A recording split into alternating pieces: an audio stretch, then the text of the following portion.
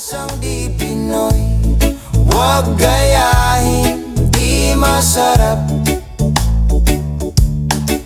Mga dayandang ng isang lungsod na pilit hinuhuli ng aking kusina. Tom yum, pad thai, biryani, kubos, udon. Good evening mga ka-Thunders.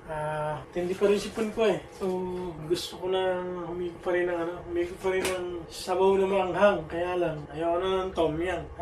Naisip ko, naalala ko nung sa Camp Sitio Tangal. Nagluto siya ang kalsam ng Buddha DJ. Buddha DJ. First time ko lang natikman yun. Nasarap pala.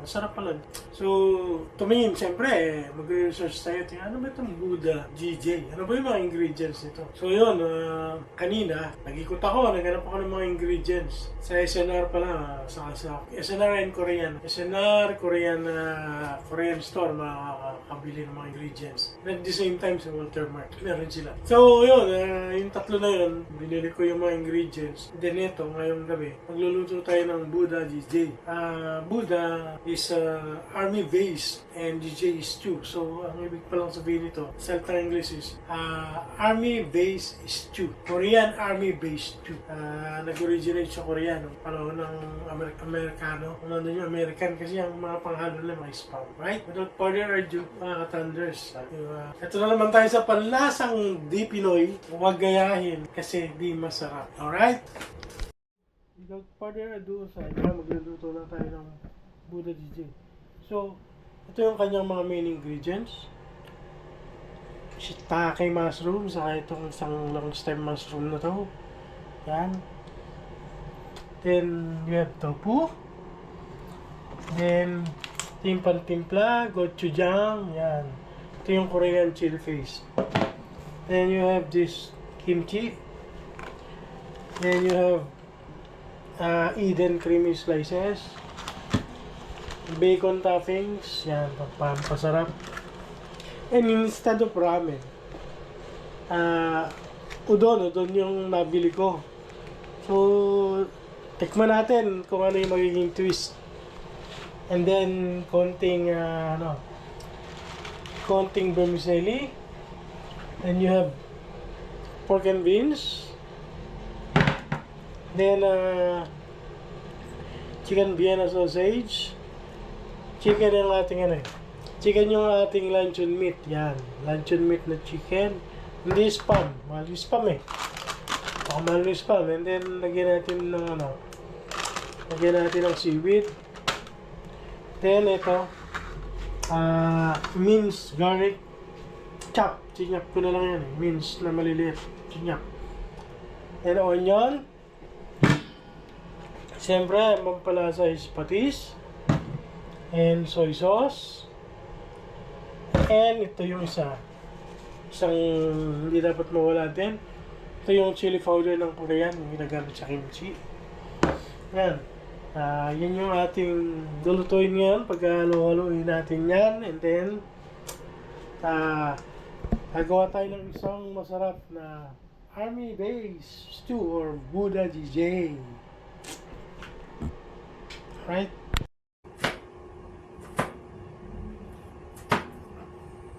Let's chop the garlic. Hindi ko na ginamitan ng food processor kasi papanti lang naman yung garlic. Chop the onion.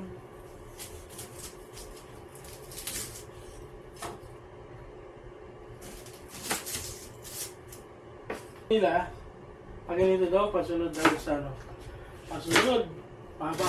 Pero kasi gano'n ang cut ko. Pero okay lang din lang. Ano yung cut ko eh. Right?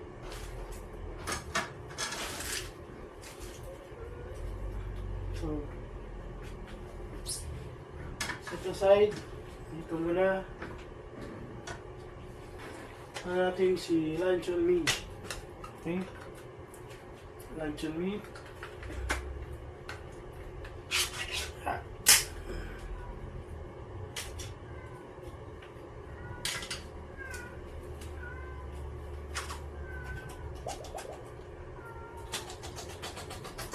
Nung araw, mahirap tanggalin ito eh. Buti ngayon, mabilis na. Cut natin siya.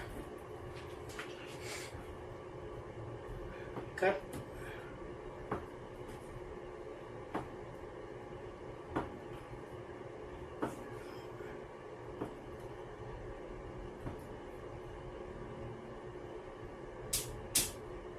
Right. Cancel natin dito.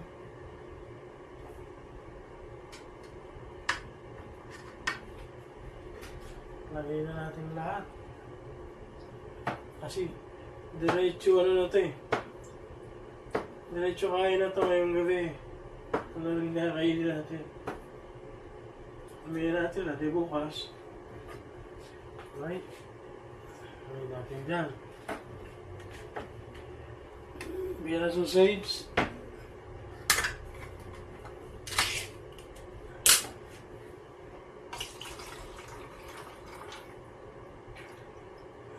Cut natin in half.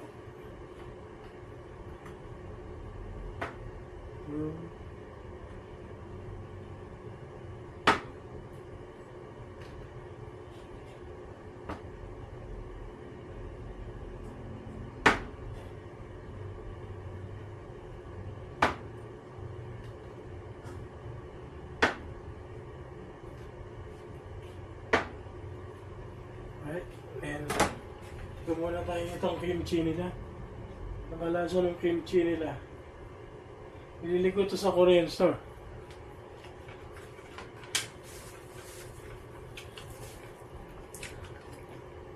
Agat.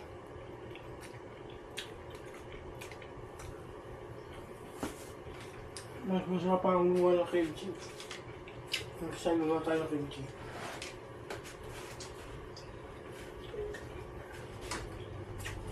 Ito side muna natin to. Sabi muna natin yan, then gawa tayo ng itong shiitake.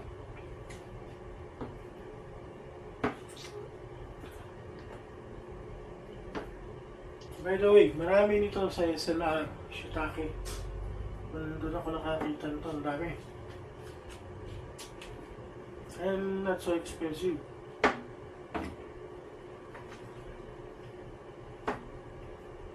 Sarap kasi ito.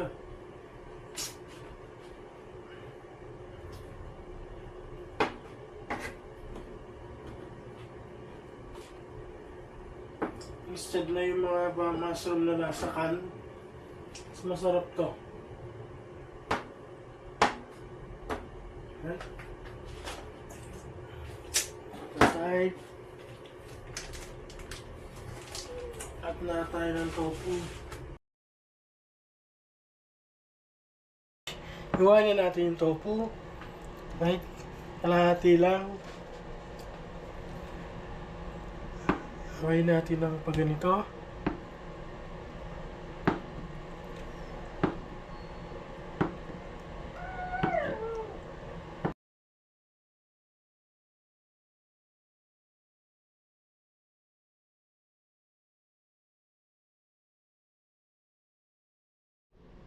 So instead na giniling, bacon toppings yung gagamitin natin.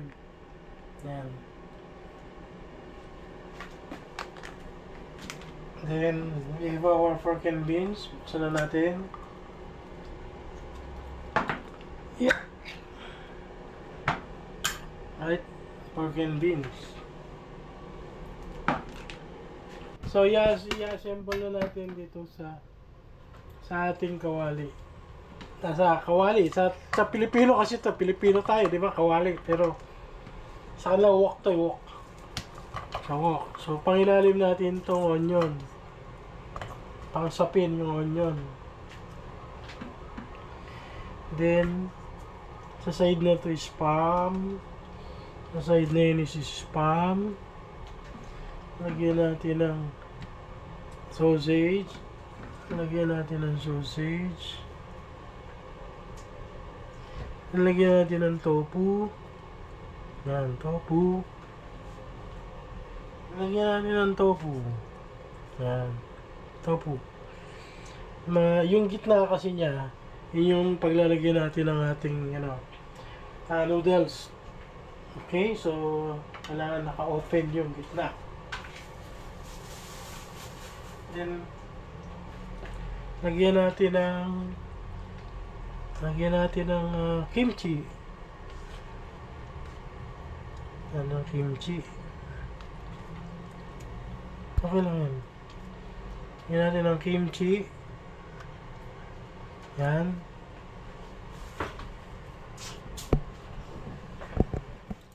Yan, lagyan natin ng shiitake mushroom. Yan. Shiitake. Distribute natin yung shiitake. Then, itong long stem mushroom. Yan. Distribute lang yan. Distribute lang. At pala mas malalim pa na, no? Talagang mas malalim na wok ang kailangan pala dito. Distribute. Yan. Then, bacon toppings. Kalat natin. Bacon toppings.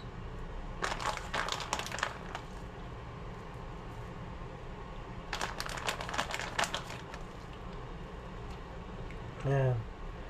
Bacon toppings. Right? Cut. Cut. Yan na. Pork and beans nga pala. Yan natin ang pork and beans. Pambalansi ng lasa. Kaya ito is Buddha Jjigae with a twist. Panlasang di Pinoy. Hindi ito masarap, kaya huwag niyong gagayahin.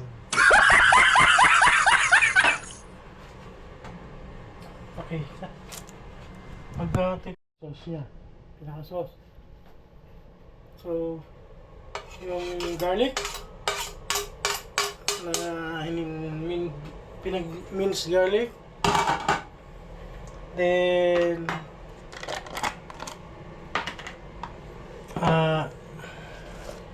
ito, chili flakes. Chili flakes, yung ginagamit sa paggawa ng kimchi. Chili flakes, 2 tablespoons.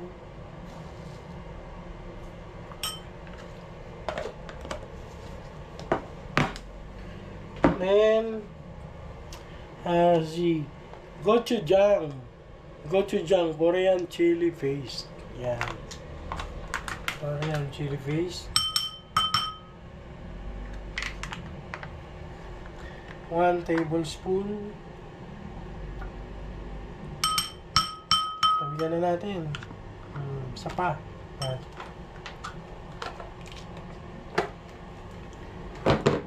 And patis.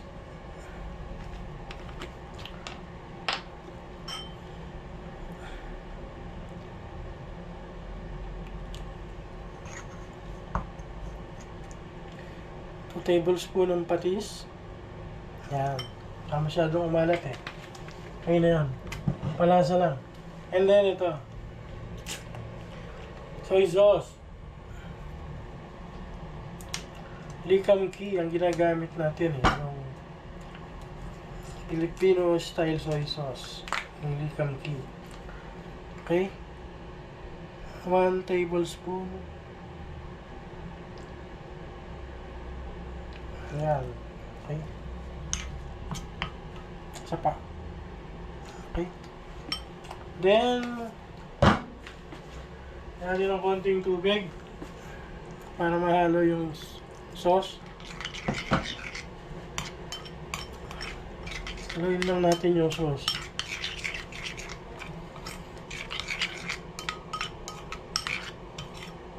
Okay. Haluin ang sauce.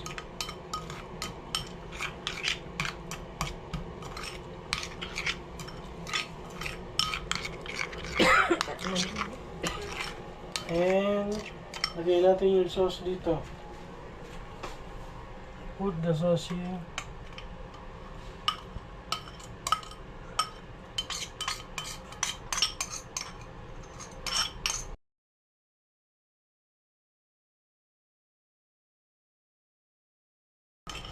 Kaya natin yung sauce dito. Yan. Sayang yung sauce na naiwanan. So, ito na natin timplahin yung tubig. Ay, tutubigan natin yan eh. Lalagyan natin ng tubig na sabaw yan, syempre. Hindi pwedeng wala. So, ay, sayang yung mga natira dito. So, dito natin.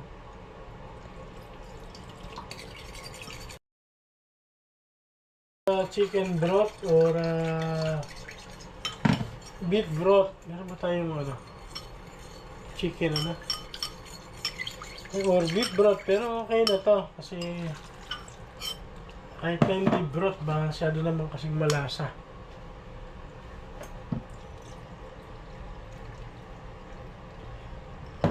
Tabihan natin ng konti ang tubig. Right? Hindi na. Mamaya, pagka kinukulang na lang, dadagdagan na lang natin. Normally, sabi nila sa table daw to, niluluto sa table. Kasi mag-butane tayo, meron naman tayong gas stove. So, dito na lang tayo sa gas stove. Mamaya na lang natin siya ihahain sa table. Okay? So, let's cook it at high heat. Tuloy lang natin siya ng high heat hanggang sa kumulo. So, instead na chicken broth, na yung chicken stock. So, ito na lang ang gagamitin natin. Nor chicken cube. Yung gagamitin yung pampalasa. Kasi, ano natin dyan, di ba? Chicken yung ginamit natin na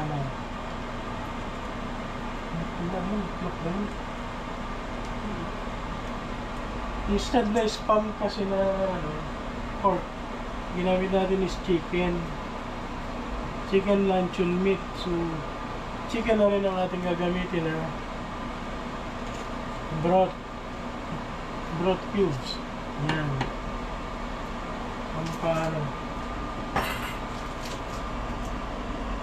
pampalasa. Haluin lang natin ng konti. Yan lang kayo, halo-halo ng konti. Pag kulong-kulo na, lagay na natin yung, pero kumukulo na eh, so lagay na natin sa gitna itong ating udon ang ginamit ko. Wala akong makikita ang ramen eh. So udon ang gamitin natin, talagang with a twist to. Anong kaya ang kalalabasan nito? Japanese, Korean, ayos, and Filipino kakain. Japanese, Korean, Filipino kakain. So udon. Lagyan din natin ng konting vermicelli. Alright, so tingnan natin kung anong kalalabasan. Naggawa tayo ng Buddha DJ with a twist. Ibabaw.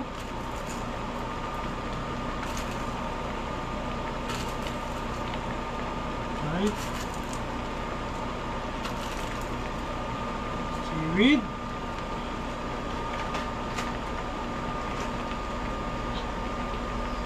And siyempre,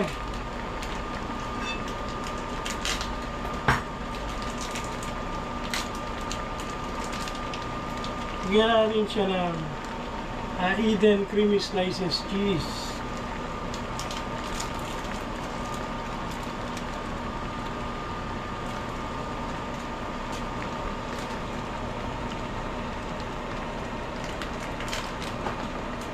Pirasong cheese lang. Yan. Let it melt.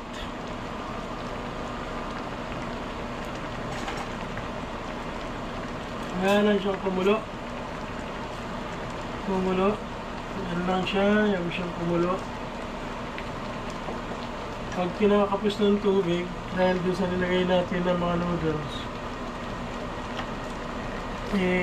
dagdag lang ng tubig. Tignan nga natin. Dapat na. Kulang sa tubig.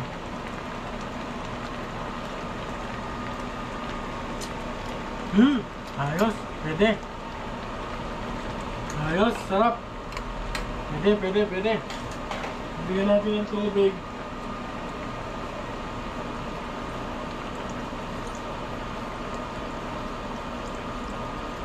Kaya natin kumulo.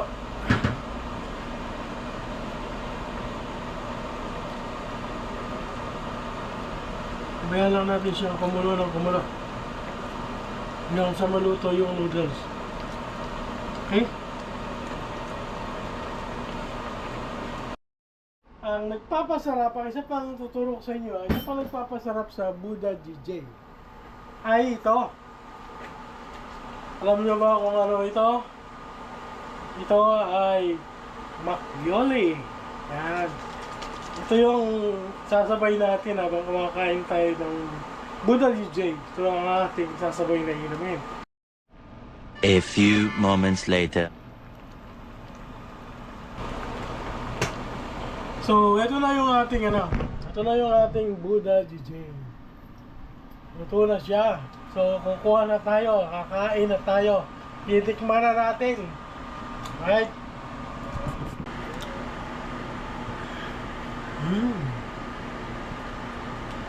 Ang lapot ng sauce. Sarap. Oh.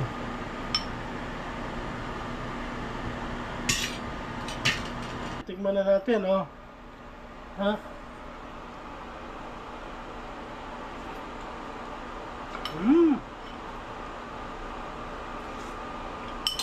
Ooh.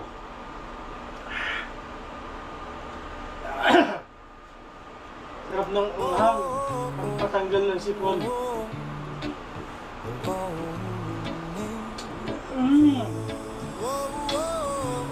Buddha DJ with a twist. Pag nawag niyong gagayahin, ang lasang Pinoy ang magagayahin, hindi masarap. Isang apoy na hindi mo maaaring pekein. I'm plugging through the recipes of places I can't remake. Palasang di Pinoy, wag gayahin, di masarap. Mga dayandang ng isang lungsod na pilit hinuhuli ng aking kusina. Tom yum, pad thai, biryani, kubos, udon, kimchi. Palasang di Pinoy.